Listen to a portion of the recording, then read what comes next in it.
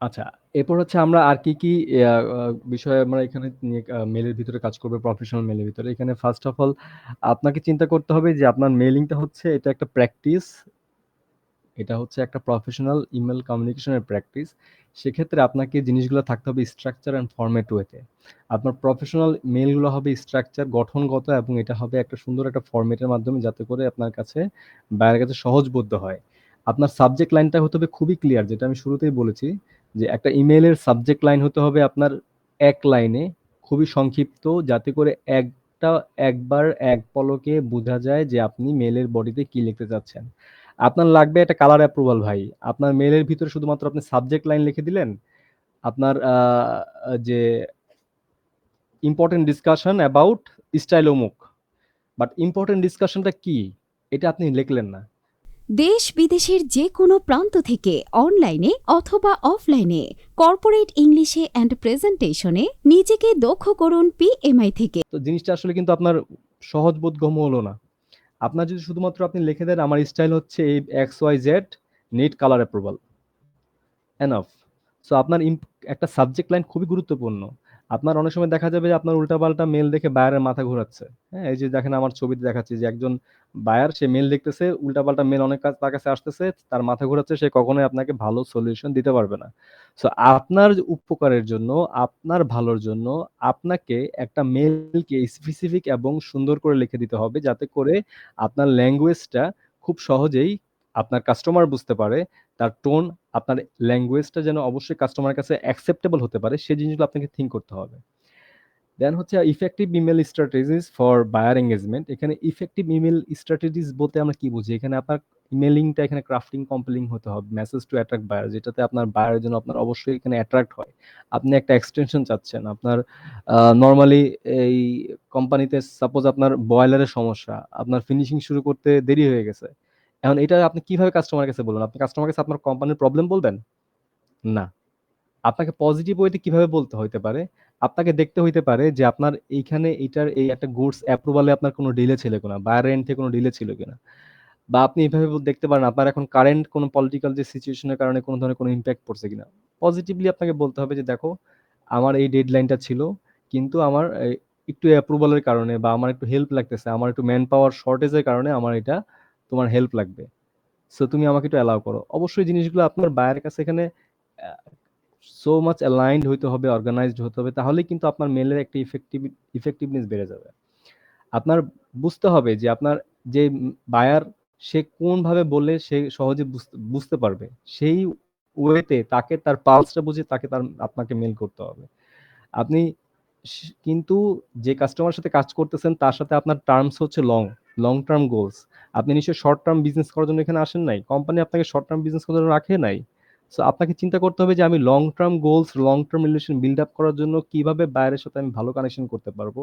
সেভাবে আপনি বায়ারের পালস অনুযায়ী বায়ারের সাথে বুঝে তারপর আপনাকে একটা মেইল করতে হবে। কারণ আপনি আপনার বায়ার, আপনার কাস্টমার, আপনার সাপ্লায়ার এবং আপনার কোম্পানির মাধ্যমে আপনি হচ্ছেন ব্রিজ। সো আপনাকে সেই মেলবন্ধনটা পারফেক্ট রেখেই কাজ করতে হবে। পরবর্তীতে হচ্ছে আমরা ইমেইলটাকে ব্যবহার করি নেগোসিয়েশন এর একটা মাধ্যম হিসেবে।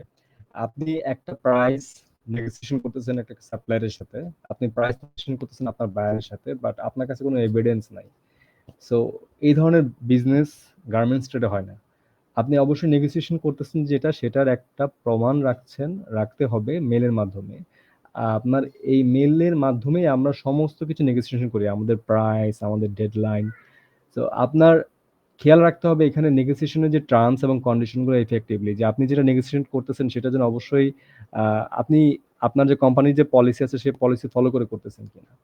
আ আপনার এখানে আপনার দেখা গেছে যে আপনার অনেক হিডেন কস্ট থাকে, যে হিডেন কস্টটা আমরা কাস্টমারকে দেখাইতে চাই না। যে হিডেন কস্টটা আমরা আ আমাদের পার্সোনাল প্রফিট থাকে কোম্পানির, সেগুলো আমরা কাস্টমারকে দেখাইতে চাই না। সো ওই হিডেন কস্ট গুলো যেন অবশ্যই আপনার কমিউনিকেশন এর ভিতরে, নেগোসিয়েশন এর ভিতরে না আসে।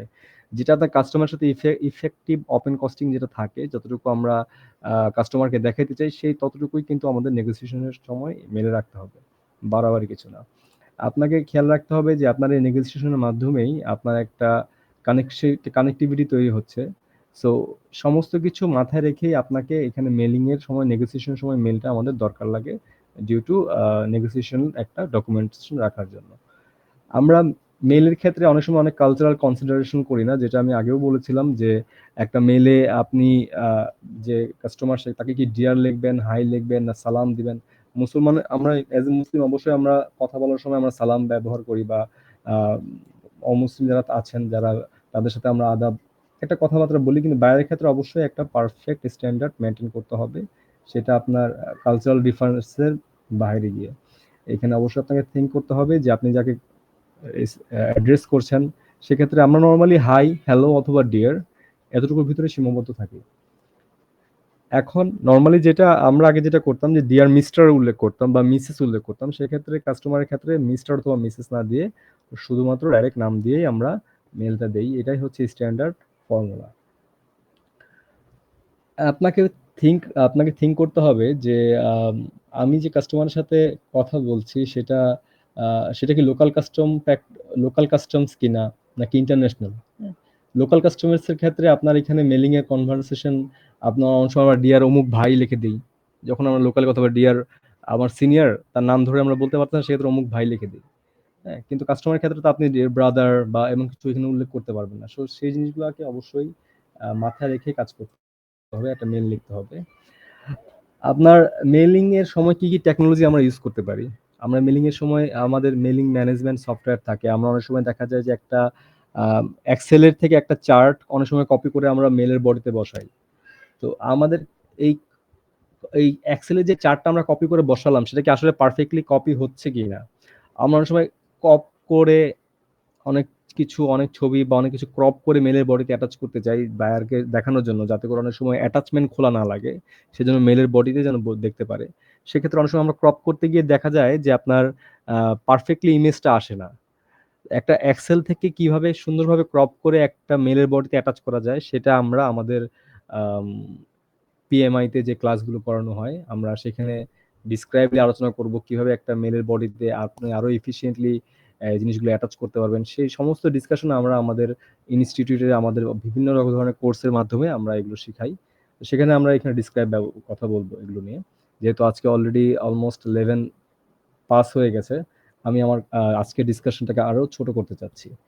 আমরা আম আ ক্রাইসিস কমিউনিকেশন গুলোর ক্ষেত্রে অনেক সময় বাইরের ক্ষেত্রে যখন আমরা কথাবার্তা বলি, অনেক ক্রাইসিস কমিউনিকেশন থাকে। সেই ক্রাইসিস কমিউনিকেশন গুলোর ক্ষেত্রে আমাদের অনেক কিছু মাথায় রাখতে হবে। লাইক আপনার ইন্সপেকশন কিছু সমস্যা হচ্ছে, আপনার হাতে সময় নাই। আপনার শিপমেন্টের টাইম চলে আসতেছে। সেসব ক্ষেত্রে অনেক জিনিস আমরা বায়ারের কাছে লিখে তুলে ধরি যে, তোমার এই জিনিসটা একটা লেভেল তুমি এখানে অ্যাটাচ করতে বলছো, আমার লেভেলটা একটু ছোট হয়ে গেছে। সাইজটা একটু ছোট হয়ে গেছে। এটা আমি যখন ইন হাউস হওয়ার সময় দেখা গেছে এটা আমি খেয়াল করি নাই।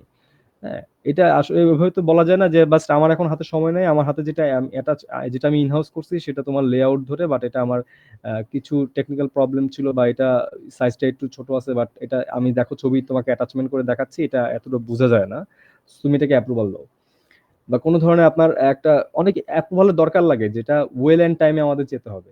এটা কিন্তু আপনার ক্রাইসিস মোমেন্ট এর ভিতরে একদম 11th আওয়ার এসে চাইলে হবে না। যে আপনার বায়ারের ওখানে চেঞ্জ করার সময় নেই। আপনার ডে আফটার টুমরো আপনার ইন্সপেকশন। হ্যাঁ?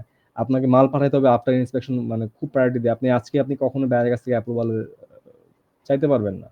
আর যদি আপনার চাওয়া লাগে, সেক্ষেত্রে আপনাকে অবশ্যই জিনিসটাকে অনেক সুন্দরভাবে গুছিয়ে ক্রাফটিং করে দিতে হবে, যাতে করে বায়ার আপনাকে এটাকে অ্যালাউ করে। The most and very effective thing is transparency and clarity.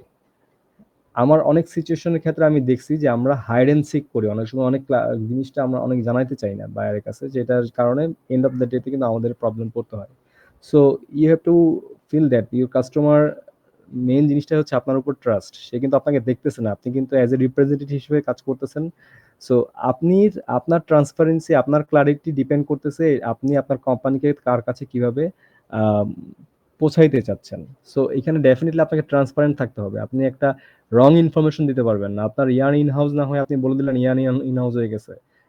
আপনি এটা করতে পারবেন না। বিকজ এটা করলে আল্টিমেটলি আপনারই উপরে বাইরের ট্রাস্ট লেভেল চলে যাবে। সো ডেফিনিটলি আমাদেরকে ট্রাই করতে হবে যে আমরা অবশ্যই একটা মেইল যখন লিখবো সেখানে কোনো ধরনের ইন্টিগ্রিটির আশ্রয় না হতে। আমরা যেন অবশ্যই ট্রান্সপারেন্স থাকি, এবং অবশ্যই যেন ক্লারিফিকেশন করি if any difficult situation. So এই জিনিসটা মাথায় রাখতে হবে। আপনাকে ট্রাস্ট মেইনটেইন করতে হবে। আপনার যে ধরনের চ্যালেঞ্জেস থাকবে সেখানে আপনার ক্রেডিবিলিটি নিয়ে আসতে হবে। তো এইগুলো নিয়ে আমরা নরমালি আরো আলোচনা করব আমাদের ক্লাসগুলোতে। আহ, বিশেষ করে আমরা মেলের মাধ্যমে কি করতে পারি, আমরা মেলের মাধ্যমে ফলো আপ দিতে পারি। আমাদের বিভিন্ন সময় দেখা যায় আমরা একটা বুকিং দিয়েছি, 1 সপ্তাহ ধরে আমরা কোনো ফলো আপ দিচ্ছি না, আপনার জিনিসটা আসবে না ভাই। নর্মাল জিনিস, আপনার বাচ্চা যখন কান্না না করে, মাও কিন্তু বাচ্চাকে খাওয়ায় না। আপনার খিদা, আপনার আপনার সবকিছু আপনি ইনহাউস করে অন টাইমে ফ্যাক্টরিকে দিয়ে দেন, আপনি ঘুমায় আরামে কাটাইতে পারবেন। হ্যাঁ, সো আপনাকে ফলো আপ করতে হবে। এই ফলো আপটা অবশ্যই ফোনের মাধ্যমে না। আপনাকে ম্যানেজমেন্ট জিজ্ঞেস করবে, তুমি এটা বুকিং দিছো? হ্যাঁ বুকিং দিছি। কত তারিখে বুকিং দিছো? আমি সাপোজ আগস্টের 10 তারিখে বুকিং দিছি। তো আজকে 25 তারিখ তুমি কি করতেছো? What is your responsibility as a merchandiser? এই 15 দিনে তুমি কি একবার সাপ্লায়ারকে বলছো? তখন আপনি যদি মেল দিয়ে থাকেন, ভাই এই মেলটা আপনার জন্য সব আলাদিনের একটা চেরাগ হয়ে কাজ করবে। আপনি মেল দেখাবেন যে হ্যাঁ বস দেখেন, এই যে আমি 10 তারিখে বুকিং দিছি, আমি 12 তারিখ থেকে ওকে চেস করতেছি, 12 তারিখে মেল দিছি, 14 তারিখে মেল দিছি। এটা আপনার এভিডেন্স, এটা আপনার পিঠের উপরে ছালা। আপনার আঘাত আসবে না, এটা আপনার পিঠের উপরে আঘাত আসবে না, এটা আপনার ছালা হয়ে আপনাকে সেভ করবে। সো এই ফলো ইমেলে হচ্ছে যখন আপনার এই জিনিসগুলা, এই যে ফলো আপিং এর ক্ষেত্রে, আপনার এভিডেন্স রাখার ক্ষেত্রে আপনাকে অনেক বেশি সাপোর্ট করবে। তো আপনাকে টাইমিং, আপনি আবার এমন হবে না যে আজকে বুকিং দিচ্ছেন, কালকে থেকে আপনি আবার চেস করা শুরু করছেন। Not like that. টাইম দিবেন। নরমালি সবকিছু প্রসিডিউরের সময় থাকে। অবশ্যই ওভার ফোনে কথা বলতে হবে। আমরা যারা লোকাল সাপ্লায়ার আছে, বা আমরা অনেক সময় আমাদের ইম্পোর্টেড সাপ্লায়ারদের ক্ষেত্রেও আমরা উইচ্যাট অথবা হোয়াটসঅ্যাপ, যেটা যেভাবে অ্যাক্সেসেবল আমরা কাজ করি, বাট তাকে টাইম দিতে হবে। কখনো আপনার সাপ্লায়ারকে বিরক্ত করা যাবে না, সেজন্য পরবর্তীতে আপনার অর্ডার নিতে বাধ্য, মানে বিরক্ত হয়ে যায়। ওই রিলেশনটা করতে হবে না, করা যাবে না। আপনাকে মাথায় রাখতে হবে যে সাপ্লায়ারও আপনার, কোম্পানিও আপনার, বায়ারও আপনার। সো আপনার এই সমস্ত কিছু নিয়ে একটা ওয়েল অর্গানাইজড ওয়েতে, সার্কেলাইজড ওয়েতে আপনাকে কাজ করতে হবে। সেক্ষেত্রে এইভাবে আপনাকে ওয়ান বাই ওয়ান, বিকজ আজকে আপনি এই কোম্পানিতে নাও থাকতে পারেন। হ্যাঁ, সো টুমোরো আপনি যে কোম্পানিতে যাবেন, সেই কোম্পানিতে কিন্তু আপনাকে এই সেম সাপ্লায়ারের কাজ করা লাগতে পারে, সেম সাপ্লায়ারের হেল্প লাগতে পারে। সো আপনাকে মাথায় রাখতে হবে যে একটা কথা বলার আগে, ফোন কল করার আগে, বা একটা মেল লেখার আগে, হ্যাঁ, যে এই যে হ্যান্ডটা আপনার, এটা কিন্তু একটা হেল্পিং হ্যান্ড। সে কিন্তু আপনার ওখানে পার্টে যে আছে, সেও তার সাথে এমন একটা রিলেশন গড়ে তুলবেন যে সে যেন চেষ্টা করে তার হাতে আরো 5টা কাস্টমার থাকা সত্ত্বেও সে যেন আপনার কাজটাকে প্রায়োরিটি দিয়ে করে। সেই রিলেশন বিল্ড আপ করেন ভাই। তাহলে এই সেক্টরে টিকে থাকতে পারবেন, আদারওয়াইজ পারবেন না। বাট হ্যাঁ, অবশ্যই সেটা হইতে হবে লেজিটিমেট ওয়েতে, লিগ্যাল ওয়েতে। কখনো ইলিগালি কোনো কাজ করতে যাবেন না, কারণ বিকজ এটা এক সময় না এক সময় আপনাকে ব্যাকফায়ার করবে। তো এগুলো আমরা আরো কথাবার্তা বলবো আমাদের পরবর্তী, যখন আমাদের ফিজিক্যাল ক্লাসগুলো হবে, যখন আপনাদের সাথে আমার সামনাসামনি কথা হবে, আরো অনেক এক্সপিরিয়েন্স আমার লাইফ থেকে আমি শেয়ার করব। হ্যাঁ, সো আজকের জন্য এতটুকুই। আহ, আজকে আর আসলে অনেক ধৈর্য ধরে, আপনারা অনেক লম্বা সময় ধরে আছেন। আপনাদেরকে আজকে আর কষ্ট দিতে চাচ্ছি না। অনেক ধন্যবাদ। যদি কোনো কোশ্চেন অ্যান্সার থাকে অবশ্যই করবেন প্লিজ।